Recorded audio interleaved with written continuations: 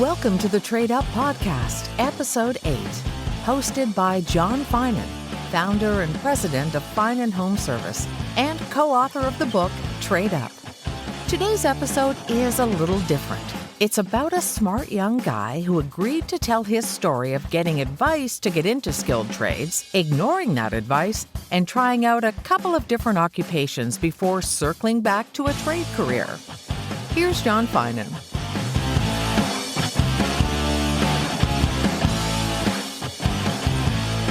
Well, I got a very special guest today, my son Blake. It's Father's Day, and Blake has just joined our company in probably sheet metal, I think. We haven't fully decided on where he's going to land full-time wise, but welcome, Blake. Thanks. It's Father's Day, and I appreciate you spending the time with me. Thank you for having me, Dad. Happy Father's Day.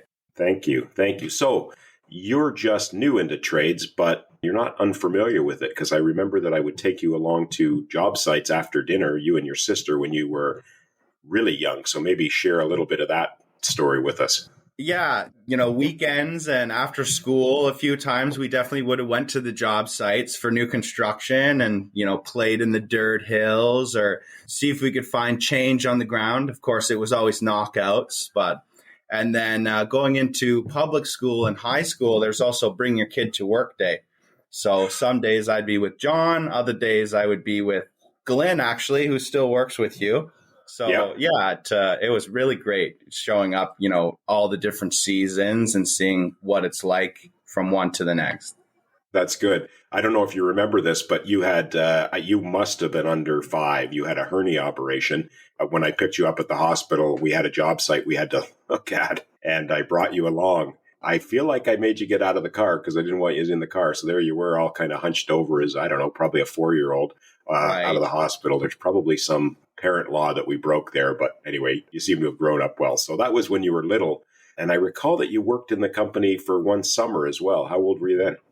I think the summer I worked there would be between grade 10 and 11, maybe 11 and 12. So 16 or 17 was the age I was when I was there working in the summer. Mostly with the electricians, a little bit with the plumbers, but going out to all types of service calls. And of course, lots more is happening in the summer with those. So it was pretty hectic.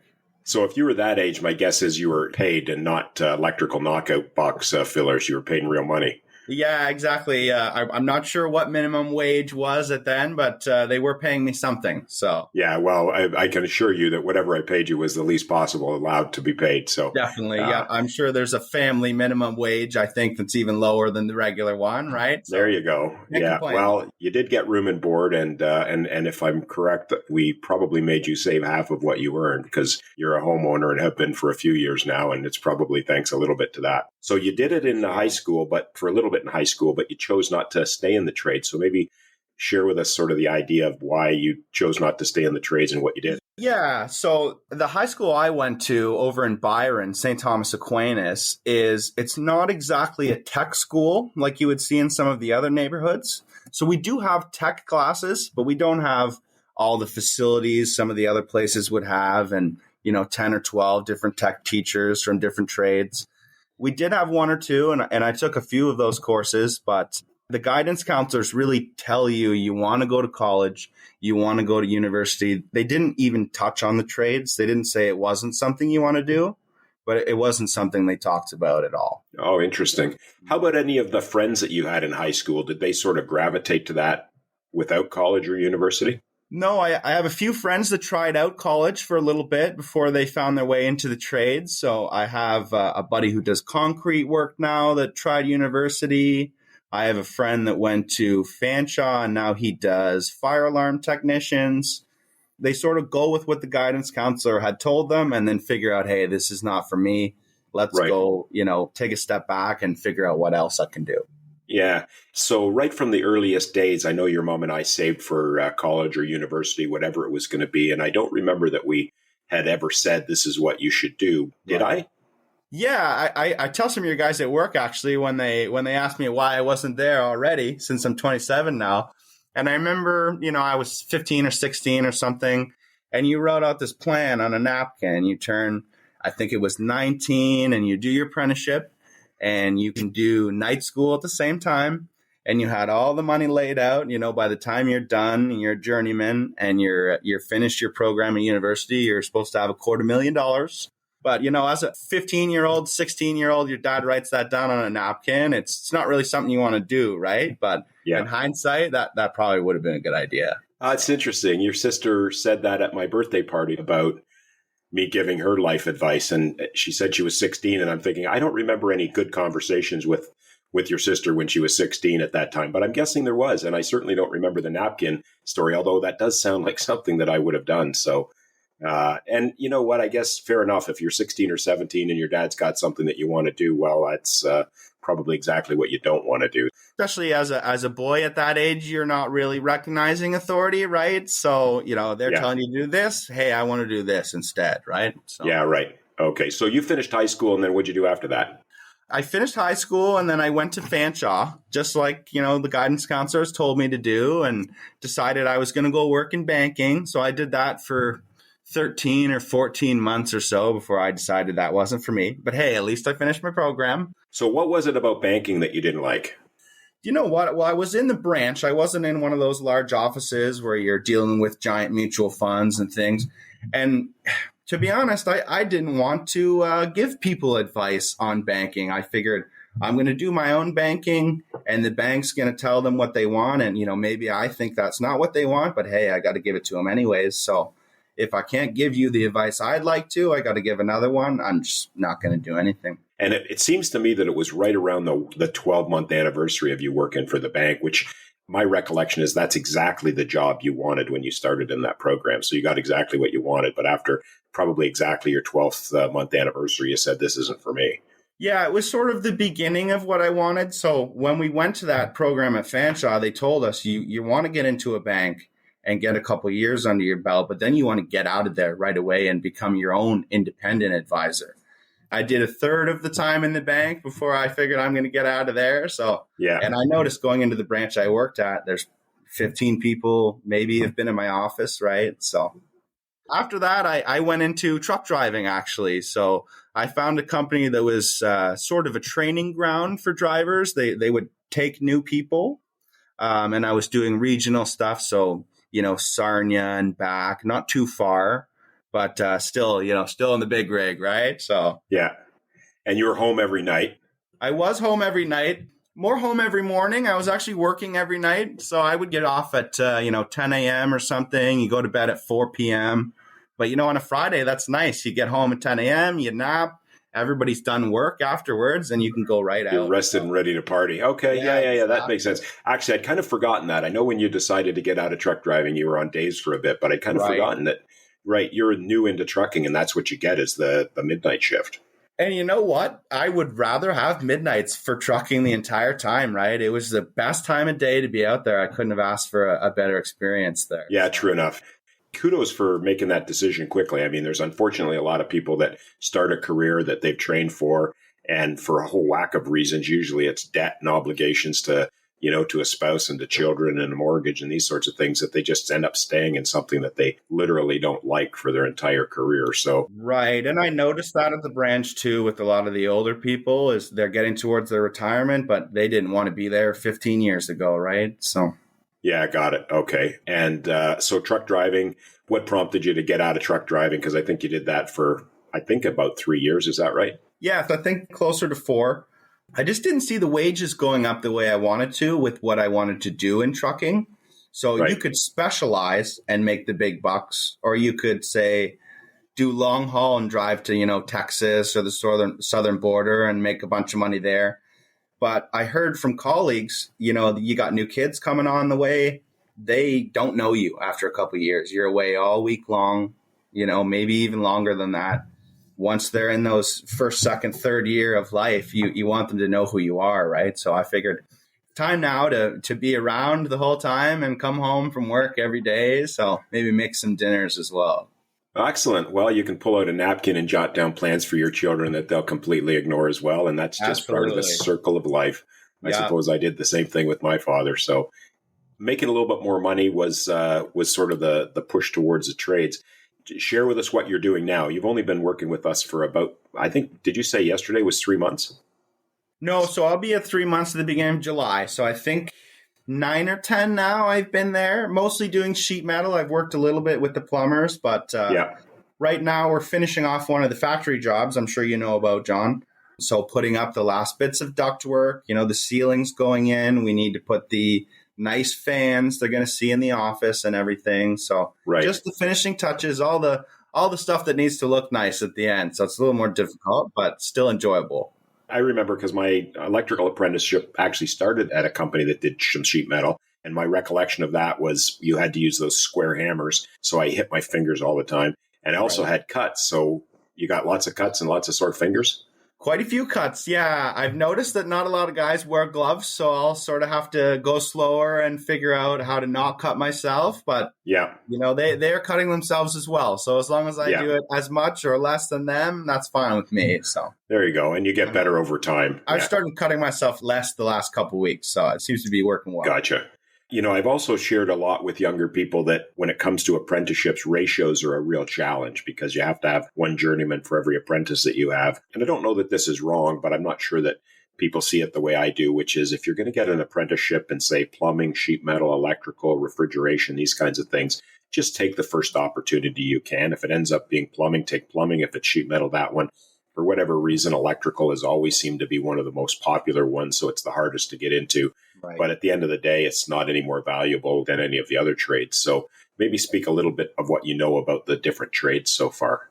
Yeah, I mean, at the job we're at right now, there's quite a few trades there, actually. So we do get to talk to some of the guys. One of them will have a pizza party, or the other day a guy brought in brisket, and we all had some things. So chatting with the guys, you get to know, what the union guys are like, and those large companies that are all across the nation, or the clock guys, the CLAC ones. And then there's, the smaller fish like us as well, or the nicer guys, as I like to say. Yeah. You kind of get to see not just them there, but, what are they doing while they're there? What sorts of things are they doing compared to you? Like a lot of the work we've been doing was up on the roof. Maybe some of the trades aren't going to be up on the roof. I noticed it's very hot up there. And the welders, the welding guys have big suits on, right? So if you don't like to get hot, don't do something like that. If you don't like heights, maybe roofing's not the thing for you. So it's good to talk to these guys and figure out what goes on, because we don't exactly know, not being in it, right? Let's speak about that a little bit because early this morning, it's a Monday, it wasn't that hot. Probably about noon, it was not terribly hot. But I went out to the office at about 2:00 in the afternoon, and all of a sudden it was like a sauna. So were you working up on a scissor lift and 30 feet in the air today? We were on a scissor lift, but we were in an area of the factory that's relatively cool. So like you said, we went for lunch. It was nice and cold out. Popped back into the factory. 2-3 hours later, it's break time. It was a scorcher outside. So we walked out and we walked right back in, and we're going to take our 15 minutes there. It's a lot cooler. So, but there's always places to go for that sort of thing. The construction company that's running this job has a trailer, obviously, with their offices and things, but they have water for us there. There's bathrooms with air conditioning. So you're totally fine. Okay, good. Talk a little bit about the tradespeople that you meet and your perception of them now versus what you may have thought growing up. And maybe you heard me say things at the kitchen table that, as the business owner that maybe dad says, but business owners shouldn't say. Right. Well, definitely as a kid, they're all older than you. So everybody older than you is scary. I'm almost 30 years old. There's guys younger than me there. There's guys older than me there. Some even almost twice my age. And you get to see, the different demeanor of the guys, say a 50-year-old versus a 20-year-old. They're not the same types of tradesmen, especially the 20-year-old, they're kind of a kid still, right? Very talkative, lots of jokes and stuff. Compared to that 50-year-old, he's going to be a little more serious. Everybody's been great, and I know they know that I'm your son, but I think even so, they'd be totally fine, which is nice. Oh, good. Okay. Help me to understand if my thinking is right on this, because one of the aims of the book that I wrote and the podcast that we have and some of the speaking that I do is to try to encourage groups that have not been interested or yet represented in the trades to get into the trade, specifically women. I've heard it said that it's really tough for a woman to break into the trades, and I've heard some stories of examples of things that go on where, a woman joins a company and it's hard for her. And I started thinking about this as I started. And when I heard the first time the story, I went, oh, that's terrible. That shouldn't happen. And after the third or fourth story that I heard, I said, hey, wait a second. This is exactly what I went through. Like my first journeyman that I remember working with, he actually doesn't live far from us. So I pass his house. If Bill's out in front, I stop, we chat, we're very friendly. That was not the case when we started. In fact, he and the journey, I think he was a journeyman sheet metal at that time, and he worked with a woman whose brother owned the company, and they were just right out mean to me. But thinking about it, they were mean to everybody. And it wasn't because they wanted to be mean. It was just that, hey, we got to get these jobs done. We got a subdivision of houses that needs to get done this summer. So when we put an air conditioner in the wrong house, that's a problem. When the journeyman told me not to cut the wire when I ran it back to the panel until he got back, and I cut the wire and it was too short, ooh, it was mean. This was before you were born, but I'm sure it was 9 or 10 o'clock at night. My phone rang and to a screaming journey person that was telling me I'd gas piped somebody's water heater with the wrong size gas pipe, and they had no hot water, and he had to leave his family to go start this water heater properly because I didn't do my job right. And so anyway, I share that with you to say, do you find it to be, you started at one of the banks, which in Canada would be a big 5 bank, so you got to think the whole HR protocols are as tough as they can be. Do you find the trades to be much tougher than that in a good way or a bad way? You know, at the size that we're at, we don't have 50, 100 people in the office there. It's honestly better than it was at the bank. The bank was a lot more clicked up, especially when I was at the call center. If I did something wrong, I'm getting a message from somebody on another floor in a different department screaming at me that I did the wrong stuff, and they don't want to have to deal with my client. It's going to mix up their volumes and their numbers and everything. And obviously they're not in front of you, so they're going to say even worse stuff, right? I think with the trades, like obviously if you cut the wire too short or you're cutting material and now we're out, it was all too short, you need to be yelled at, and you're never going to do that again. Yeah. It costed money. We're not going to fire you. You're kind of hard to replace, but at the same time, hey, don't do that. Yeah. Okay. Oh, that's good. Well, I'm glad to hear that's the case. So we have where you're working at Mill Creek Plumbing and sheet metal guys, but you're working around roofers and all kinds of different people. So, you know, maybe share something that surprised you about some of the other trades that you didn't know. Yeah. So everybody seems to share equipment. With us, we have, I think, 1 lift over at the job we're at, but there's, 15 lifts over there, right? So today we were taking something down. We needed a second lift. Hey, you can go over to the electricians. They're nice guys. We've given them a ladder. I can borrow their lift for 20 minutes, no problem. So Perfect. I didn't expect that. I thought, this boss rented that equipment. This boss rented that one. Nobody wants to sort of share anything, but everybody's great, which is surprising. So, oh, that's good. You maybe use today as an example. So the job site you're on, I think, is what, a couple of 100,000 square foot addition to a factory that's getting built, and we're not at the end of it, but we're well into it. How many people were on the job site, and how many of those were women? You know what? I haven't seen any women today. I know I've seen 2 there, definitely, not counting, obviously, safety people. There was a welder and one of your plumbers. That's about it. Everybody's generally is a man. Okay, got it. Yeah. And do you see a place for women doing the trades work, or is it something that they wouldn't be able to do? Yeah, I mean, they can pretty much do the same stuff we can do, right? So, for instance, a guy who's doing a control panel, setting up where the wires need to go and setting up the touch screen so it all works for the end user, they could do that probably better than I could, quite honestly. Or the sheet metal we're doing right now, nothing's very heavy, quite honestly. And if it is, you got 2-3 guys helping you. They could do all the same things, I think. Yeah, that was my perception even back in the day. I mean, nowadays there's much more in the way of safety equipment, like scissor lifts weren't something that we used. If you've got a 60-foot ceiling in the middle of a factory, we would have had to use something. But, ladders were definitely way more common. I'm guessing you probably even haven't been on any kind of an extension ladder yet, or even maybe will be. I honestly don't think so. Like, we've been on a 15-foot or 16-foot, which seems pretty high, but I imagine you guys had stuff 3-4 times that before, right? When I think back on it, even when I was around, there weren't certainly the cordless power tools that are available now and all the other tools to make the jobs a bit easier. But even 30 years ago or 35 years ago, when I first started in the trade, hey, if something was too heavy, there was 3 or 4 guys to help you. So it wasn't anything that, most women couldn't do. And honestly, not all guys could do it anyway. No, exactly, right? Like I was saying before, there's 20-year-olds and 50-year-olds. Maybe the 20-year-old can help you. Maybe the 60, 50-year-old can't, right? But there's still guys to do it. Yeah, fair enough. Well, I had my 60th birthday yesterday, so I know that I'm not half the man that I was 30 years ago in terms of lifting power, but I bring other skills to the table, I suppose. Yeah, you've got a rep as an exercise guy over at Mill Creek, so no problem. Oh, is that right? Okay. Yeah. That's good. Well, that's not a bad thing to have when you're as somebody pointed out, in your 7th decade. If you're going to be in this business for a career, you need to take care of your body. That's for sure. So Anyway, well, I appreciate you spending the time. Any last things that you want to say about your perceptions of the trades or where you see yourself going and the choice you made? I absolutely love the choice I made. Obviously, driving was amazing. Think about it. You just sit there all day long and, you have an audio book on or you're having a little dance party. But this is something that people should seriously think about is the trades. There's so many different options here. There's the Red Seal ones and the not Red Seal ones as well. But, talk to your guidance counselor. Maybe try a tech course at your high school, right? I just took the little automotive one to change my tires. But that's still something that gets you in the door.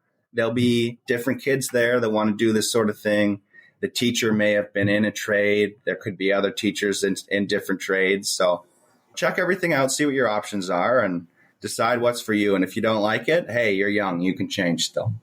Awesome. So I'll just because I got asked this last question, any chance that you kept that napkin that I wrote Blake's plan to make $250,000 when you were 18? Oh, definitely not. I probably used it to wipe my mouth at dinner that night. That's fine. I'm not insulted by that at all. Probably most kids would do the same. So Anyway, good for you. And if I haven't said it lately, I'm super proud of you, and I'm glad you joined our company, Blake. Thank you. I appreciate it. Thanks for having me as well.